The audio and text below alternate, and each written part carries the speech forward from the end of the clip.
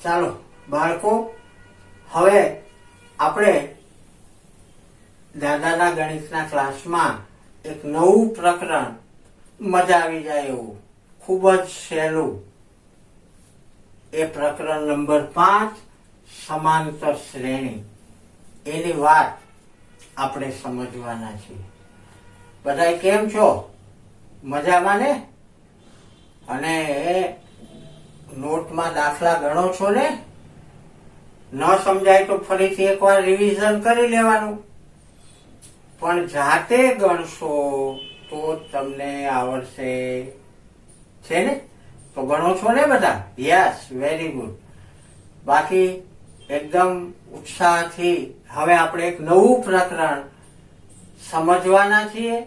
મજા આવે એવું પ્રકરણ છે, એકદમ સહેલું પ્રકરણ છે. જોઈએ આપણે. જો પ્રકરણનું નામ છે સમાંતર શ્રેણી, એટલે કે એરિથમેટિક પ્રોગ્રેશન, જેને ટૂંકમાં એપી એવા નામથી પણ બતાવાય. AP, arithmetic progression. થયું? અહીંયા મેં સંખ્યાઓની કઈક યાદી લખી છે.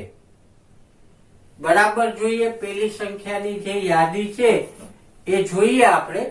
તો તમે જુઓ 1, 2, 3, 4 પછી અનંત સુધી સંખ્યાઓ. તો તમને ખબર પડે 4 પછી શું આવે? 5, 5 પછી શું આવે? 6, 6 પછી શું આવે? 7, 8, 9 એમ અનંત સુધી સંખ્યા આવે. તમને ખબર પડી આ યાદીમાં. બીજી યાદી જોઈએ. જુઓ જે 3, 6, 9, 12 પછી કઈ સંખ્યા આવે? યસ, 15 આવે. 15 પછી કઈ આવે? યસ, 18 આવે. 18 પછી કઈ આવે?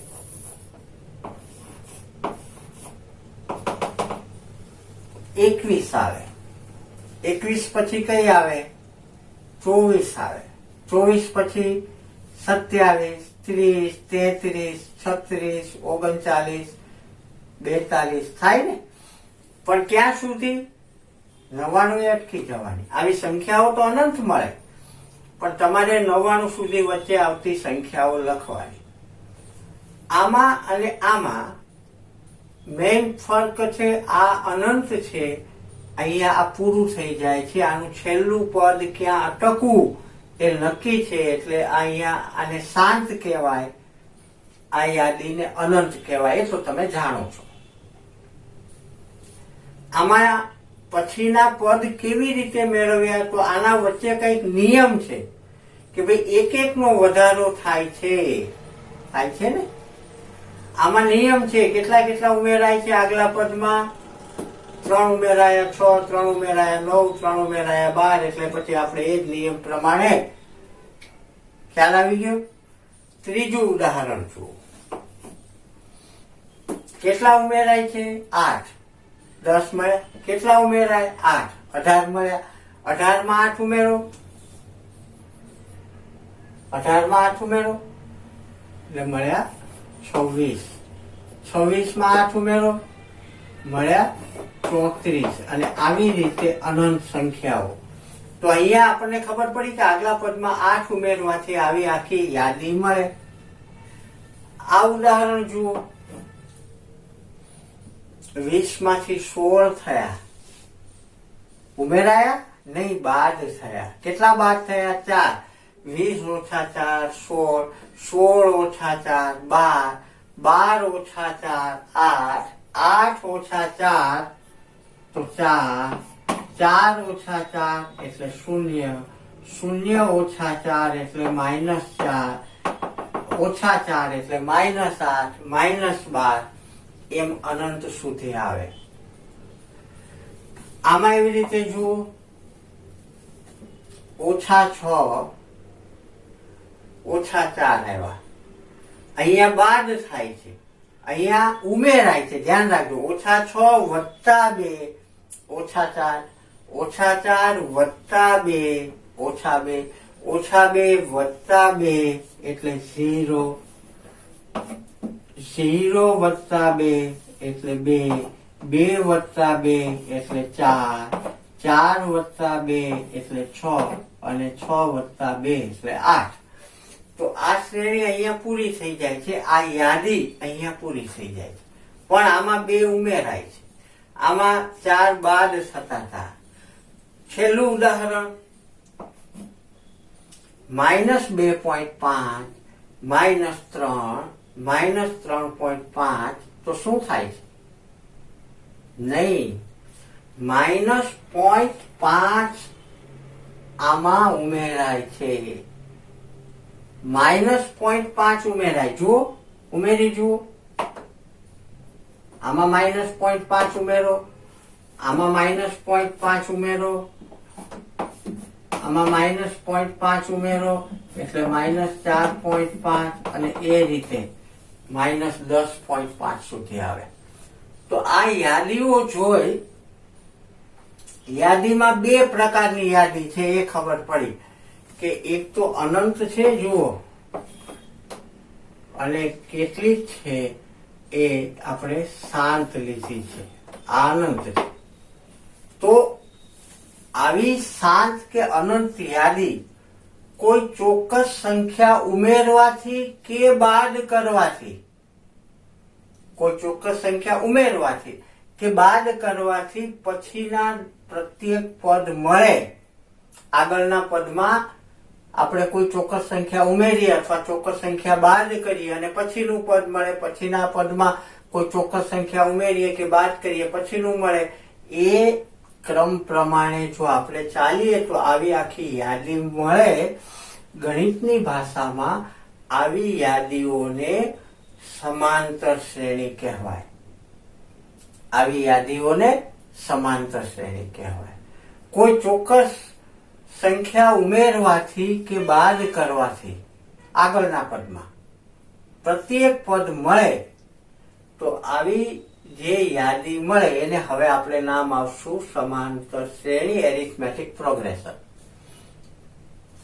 આ જે સંખ્યા ઉમેરીએ કે બાદ કરીએ, ટૂંકમાં આ જે સંખ્યાઓ જે છે એની આ જે યાદી મળી એ યાદી કાં તો અનંત હોય અથવા શાંત હોય.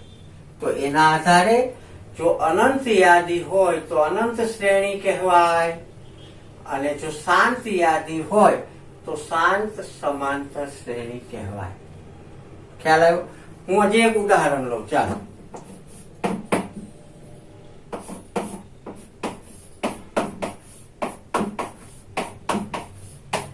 હું અનંત લઉં. શું આવશે પછીના બધા જ અંક? 5 5 5. કેમ કે કાં 0 ઉમેરાય છે અથવા 0 બાદ થાય છે. એટલે જે આપણને આ સંખ્યાઓની યાદી આપી છે એમાં પ્રથમ પદ સિવાય પ્રત્યેક પદમાં આગળના પદમાં નિશ્ચિત સંખ્યા ઉમેરવાથી અથવા નિશ્ચિત સંખ્યા બાદ કરવાથી પછીનું પદ મળે તો આવી યાદીને આપણે સમાંતર શ્રેણી કહીએ છીએ. ખ્યાલ આવ્યો? આ સમાંતર શ્રેણીનો શાબ્દિક અર્થ. શું થાય શાબ્દિક અર્થ? તો કે પ્રથમ પદ સિવાય પ્રત્યેક પદમાં આગળના પદમાં નિશ્ચિત સંખ્યા ઉમેરી અને પછીનું પદ મળે એને સમાંતર શ્રેણી કહેવાય. જો એમાં છેલ્લું પદ હોય આપેલું, જો અહીંયા છેલ્લું પદ છે, અહીં છેલ્લું પદ છે, અહીં છેલ્લું પદ છે, તો આવી શ્રેણી શાંત શ્રેણી. છેલ્લું પદ આપેલું ન હોય અનંત શ્રેણી. તો આ સમાંતર શ્રેણીની આપણે સામાન્ય સમજ મેળવી. અહીંયા જે પ્રથમ પદ છે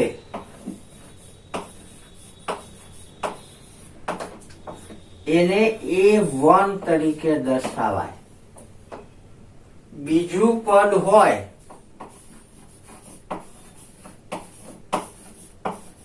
દ્વિતીય પદ તો A2 તરીકે, અને એ રીતે A1 A2 A3 એમ દર્શાવાય. જે નિશ્ચિત સંખ્યા ઉમેરીએ કે બાદ કરીએ એ નિશ્ચિત સંખ્યાને સામાન્ય તફાવત કહેવાય. શું કહેવાય ને? સામાન્ય તફાવત. એટલે કે તફાવત એટલે ડિફરન્સ, એટલે એને સંજ્ઞા ડી વડે દર્શાવવામાં આવે છે.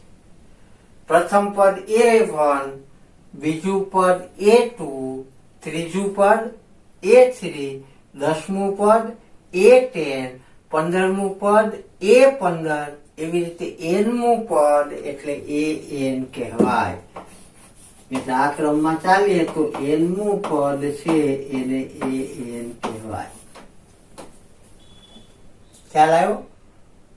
ફરીથી 7મું પદ હોય તો યસ એ 7, 17મું પદ હોય તો એ 17, 50મું પદ હોય તો એ 50 અને nમું પદ હોય તો એ n. પણ આ 1 2 n એની સાથે ગુણાકારમાં નથી, સેજ નીચે લખાય, એને સફિક્સ કહેવાય. એટલે આ આપણે સમાંતર શ્રેણીની સામાન્ય સમજ મેળવી. એનું વ્યાપક સ્વરૂપ કેવું હોય જો એ સમજીએ. સમાંતર શ્રેણીનું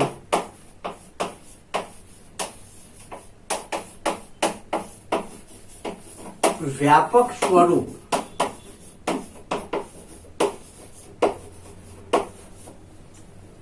જો પ્રથમ પદ શું હોય એ આપણે આમ તો A1 A2 A3 એમ લઈએ છીએ, પણ હવે પછીથી સમજૂતી માટે પ્રથમ પદને આપણે હંમેશા A લેશું, પછી બીજા પદને A2 લઈ લેશું, ત્રીજા પદને A3 લઈ લેશું. હા, એટલે પ્રથમ પદ A સામાન્ય તફાવત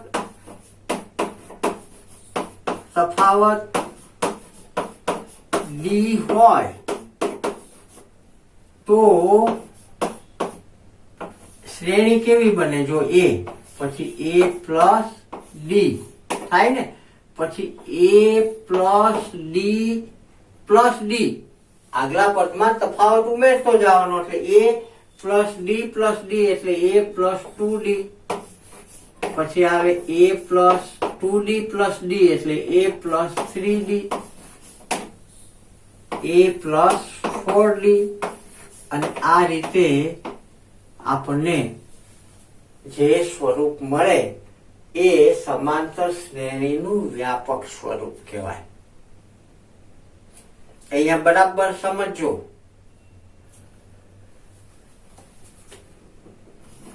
પ્રથમ પદ હવે આપણે અહીંયા શું લીધું? A. બીજું પદ શું થયું? A પ્લસ D, ખબર પડે? ચોથું પદ શું થયું? A પ્લસ 4D થયું ચોથું પદ? નહીં, ધ્યાન આપો. 1 2 3 ને 4. ચોથું પદ શું થયું? A plus 3D. ધ્યાન આપો બરાબર. પાંચમું પદ બરાબર શું થયું? A plus 4D. આ પ્રથમ પદ, આ બીજું પદ, આ ત્રીજું પદ, આ ચોથું પદ, અહીંયા ધ્યાન આપજો, આ પાંચમું પદ. એટલે જેટલામું પદ હોય એનાથી 1D ની સંખ્યા ઓછી ગુણાય. જો ચોથું પદ તો 3D અને ઉમેરાય, પાંચમું પદ તો A પ્લસ 4D. તો હવે આના આધારે તમે કયો છે? સાતમું પદ હોય તો શું આવે? હા, A પ્લસ 6D. 7 હોય તો 6 આવે, 5 હોય તો 4 આવે, 4 હોય તો 3 આવે, 2 હોય તો 1 જ આવે, અને 3 હોય તો 2 આવે. ખ્યાલ આવ્યો? સાતમું પદ A વત્તા 6D થાય. 10મું પદ હોય તો આ બરાબર સમજી લો, એટલે બાકીનું એકદમ સરળ થઈ જશે. A plus 9D. ખ્યાલ આવ્યો? હવે હું એમ કહું 17મું પદ લેવું જ મારે. 17મું પદ શું થાય?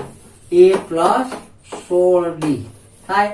હવે હું એમ કહું 58મું પદ લેવું, ચાલો તો શું થાય? a પ્લસ 57d થયું. અને હું એમ કહું મારે n મું પદ લેવું, ચાલો તો શું થાય? a plus n minus 1d. અહીંયા હોય એમાંથી એક ઓછો થાય છે n એટલે આ સંખ્યા, તો અહીંયા n માઇનસ 1d. આવી રીતે n નું પદ શોધી શકાય. કેવી રીતે આવ્યું આ સમજો બરાબર.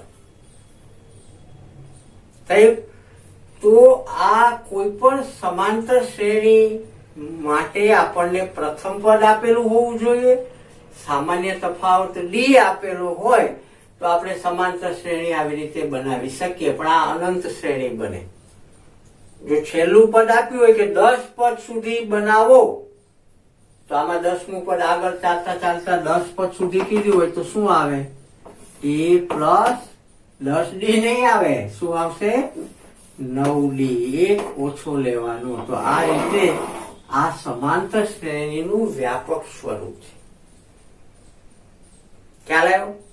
અહીંયા સામાન્ય તફાવત શબ્દ આપણે જે વાત કરી એને સમજીએ તો તમે જુઓ, સામાન્ય તફાવતનો મતલબ બે ક્રમિક પદનો તફાવત. જોઈએ અહીંયા જુઓ, સામાન્ય તફાવત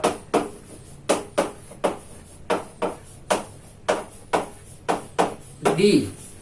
તો d કેવી રીતે શોધાય? તો જો બીજા પદમાંથી પેલું પદ બાદ કરો એટલે d આવે, પછી ત્રીજા પદમાંથી બીજું પદ બાદ કરો બરાબર. આગળ ચાલો તો a4 માઇનસ a3 બરાબર a5 માઇનસ a4. અને આ રીતે જો સમાંતર શ્રેણી હોય તો આપણને ખબર છે તફાવત સમાન જ છે. આપણે 1 થી 6 ઉદાહરણમાં જોયું કે d છે એ સરખો જ ઉમેરાય છે કે બાદ થાય છે. તો અહીંયા d શોધવા માટે આગલા પદમાંથી પાછળનું પદ, ક્રમિક પદ બાદ કરવું પડે.